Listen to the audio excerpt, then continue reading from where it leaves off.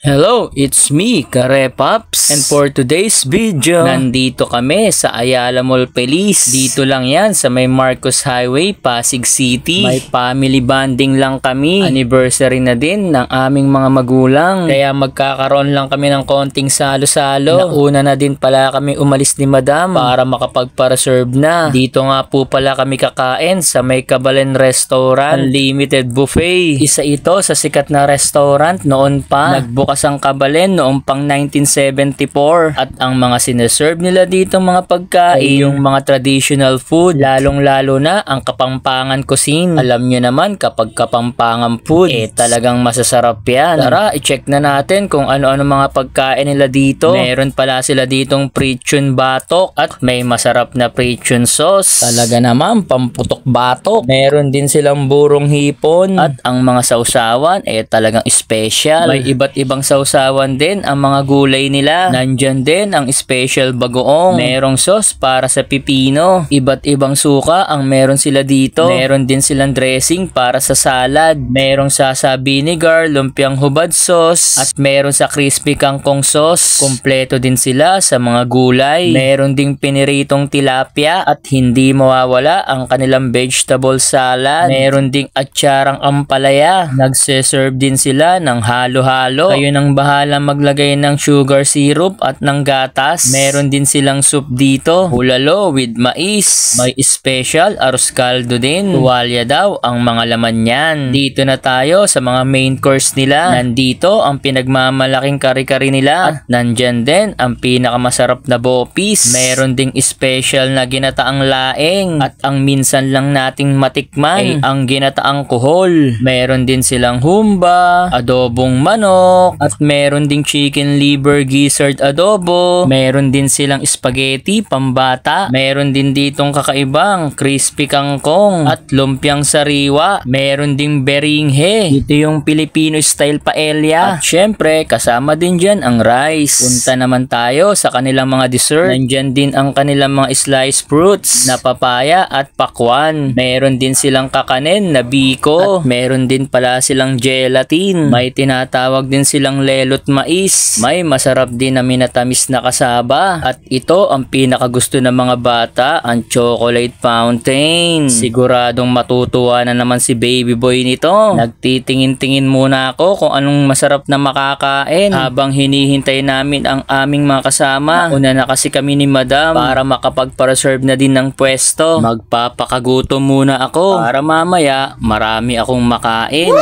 Ginagawa mo!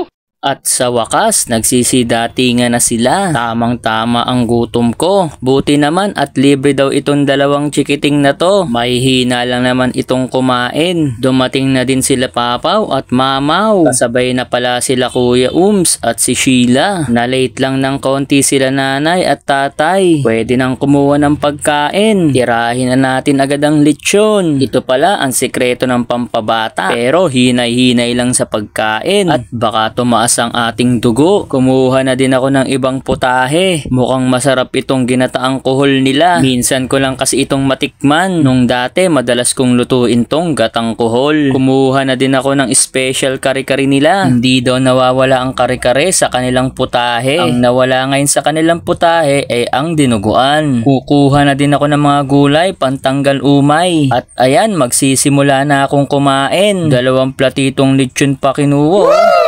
Kumuha na din ako ng bopis. Nakakuha na din pala ng pagkain si nanay at si tatay. Happy anniversary sa inyo. Ilang years na lang mag-golden anniversary na kayo. Kumakain na din pala si baby boy. Nakakuha na din ng pagkain si Kuya Ums at si Sheila. Kumain ka na din, Gabriel. Ang sarap naman ng kain ni baby boy. Mamaya magta-time zone tayo.